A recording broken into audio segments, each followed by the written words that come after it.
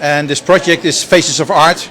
And with this project, we try to get artists together, and also, to see about, to promote the art and to see, what happens. And you see tonight there's spontaneous interviews, and I made the paintings for all the people.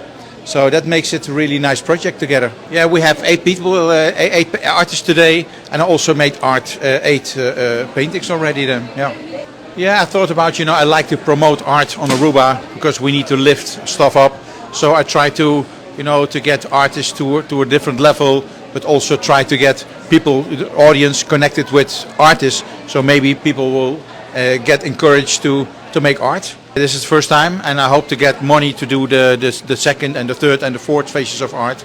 So let's see what happens. Yeah, it was a crazy amount of work, and 8 paintings. It's a lot of work, but also get all the artists together and all the camera crew and the location. So, but it was worth it. It's really nice that everything came together tonight. So I'm really happy. A lot of people in mind, but we wanted to have, men and women, and also different kind of, with the cooking and the music and the paintings.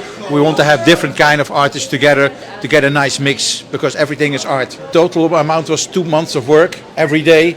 So it was a lot of work. It was a lot of work to do. But, big paintings, a lot of details and shading. So it was a lot of work, yeah. All my paintings in my art studio, the Art Hub in the Columbusstraat, and that's where I paint every day.